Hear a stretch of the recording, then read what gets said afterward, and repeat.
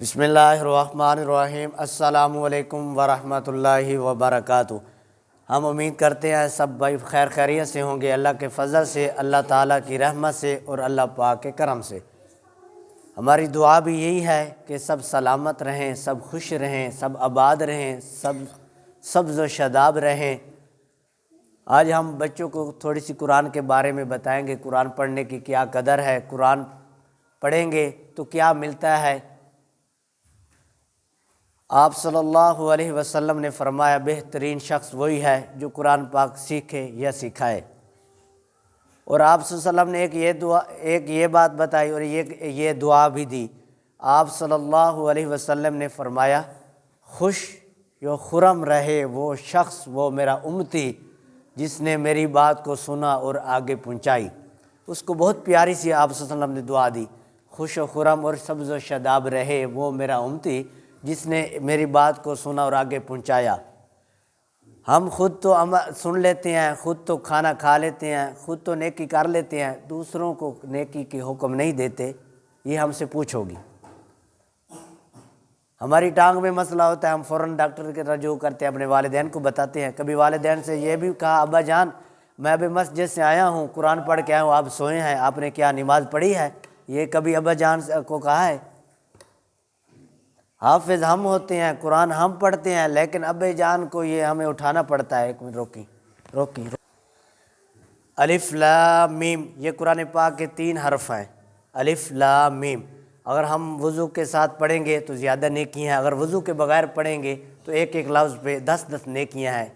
کتنے ہم خوش نصیب ہیں۔ قرآن پڑھنا ایسا ہے جیسے کہ اللہ تعالیٰ سے باتیں کرنا ہے، اللہ تعالیٰ سے۔ جو روز قرآن پڑھتا ہے وہ اللہ کا محبوب ہے، اللہ اس کو پسند کرتے ہیں کیونکہ اللہ سے وہ باتیں کرتا ہے۔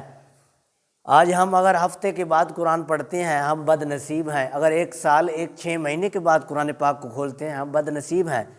نصیبوں والے ہیں وہ جو قرآن پڑھتے ہیں، قرآن کو کھولتے ہیں، قرآن کو ثواب سمجھ کے سینے سے لگاتے ہیں، آنکھوں سے لگاتے ہیں، بوسہ دیتے ہیں، خوش نصیب ہیں وہ۔ آپ خود اپنے آپ کو پہچانو تو آپ کا مرتبہ بہت اونچا ہے، آپ کی شان بہت اونچی ہے۔ کیسے؟ کیونکہ جس کے قرآن پاک کے ساتھ جو پھٹی لگ جائے ترپائی سے، یہ آلہ ہے۔ اب ہم اس کے اوپر سے چھلانگ لگائیں، اس کے اوپر سے گزرے تو ہمارے لیے ایسے ہے جیسے کہ ہم قرآن پاک کی بے ادبی کر رہے ہیں۔ یہ کپڑا ہے، یہ کپڑا ہے، اس کو ہم کہتے ہیں کپڑا ہے، لیکن اب کپڑا نہیں رہا، اب برکت والا کپڑا بن گیا۔ کس کے ساتھ اٹیچ ہے؟ نسبت کس کے ساتھ ہے؟ قرآن پاک کے ساتھ ہے۔ یہ کپڑا بھی بہت اعلیٰ بن گیا ہے، تو کیا یہ قرآن پڑھے وہ اعلیٰ نہیں بنتا؟ وہ بھی اعلیٰ ہے۔ جو صبح 1 سپارہ پڑھ لے، 1 سپارہ نہیں پڑھا جاتا، آدھا سپارہ پڑھ لے، آدھا نہیں پڑھا جاتا، 1 پاؤ پڑھ لے، 1 پاؤ نہیں پڑھا جاتا، حتیٰ کہ 10 آیات تو لازمی پڑھنی چاہیے نا دن میں۔ غافلین میں نہ ہم شمار ہو، ہم غفلت میں رہ گئے تو پھر کیا فائدہ ہمارا۔ یہ دیکھو، اس کو ہم غلاف کہتے ہیں۔ اس غلاف کو جیسے ہم قرآن پاک کی قدر کرتے ہیں ویسے اس کپڑے کی قدر کرتے ہیں۔ اگر قرآن پاک کو ہم نے حاصل کر لیا، قرآن پاک کے ساتھ ہم نے محبت بانٹی، اگر یہ کپڑا قیمتی ہو جاتا ہے تو قرآن پاک سے ہم بھی تو قرآن پاک کے ساتھ اٹیچ ہیں۔ ہمارے آگے قرآن پاک پڑھا ہے، ہم پڑھتے ہیں، دیکھتے ہیں، اس کو پھر شوق سے بیٹھتے ہیں، تو ہمارا مرتبہ بھی ویسا جیسے کپڑے کو اس کے ساتھ جوڑنے سے کپڑے کی قیمت بڑھ گئی ہے۔ اگر لکڑی کے اوپر قرآن پاک رکھنے سے، اس کو قرآن پاک کے ساتھ اٹیچ کرنے سے لکڑی کی قیمت بڑھ گئی ہے، تو ہماری قیمت بھی بہت لگنی ہے۔ یہ وہ قیمت ہے دنیا میں تو اس کا اجر ملنا ہی ملنا ہے، یہ وہ دولت ہے جو قبر میں ہمارے کام آنے والی ہے، روشنی بن کے میرے اور آپ کے دونوں سائڈ پہ آ جائے گی۔ اگر آج ہم سورۃ ملک پڑھ کے سونے والے بن گئے، کبھی ایسا دن آئے مجبوری ہو جائے تو ہم سورۃ ملک کو چھوڑ دیں، ورنہ جو شخص سورۃ ملک کو پڑھ کے ہر حال میں اس وقت تک سوتا نہیں جب تک سورۃ ملک کی تلاوت نہ کر لے۔ وہ حدیث میں آتا ہے جب وہ قبر میں جائے گا، اگر اس سے کوئی کمی ہو گئی ہوئی، اللہ کی نافرمانی ہو گئی ہو، اگر جہنم سے کوئی فرشتہ اس کے پاس آئے گا، سورۃ ملک ادھر بھی فرشتوں کے آگے آ جائے گی، ادھر بھی، اور کہے گی یا اللہ یا مجھے قرآن پاک سے نکال دے، یا پھر اس جو نیک بندہ ہے یہ پڑھنے والے کی بخشش فرما، سفارش کرے گی۔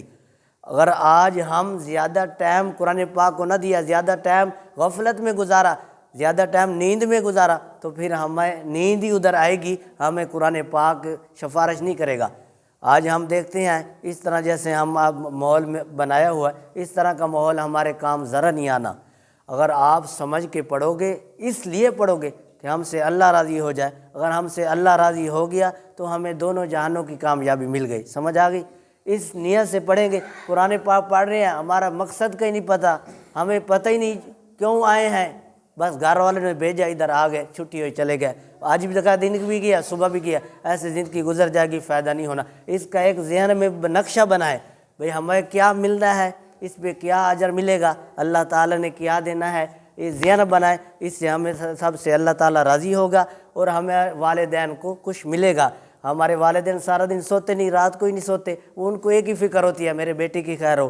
ہم اگر صحیح طرح پڑھیں گے تو ہمیں اس کے اوپر والدین کو بھی اجر ملے گا، اور والدین کو تاج پہنایا جائے گا جس کی سورج سے زیادہ روشنی ہوگی۔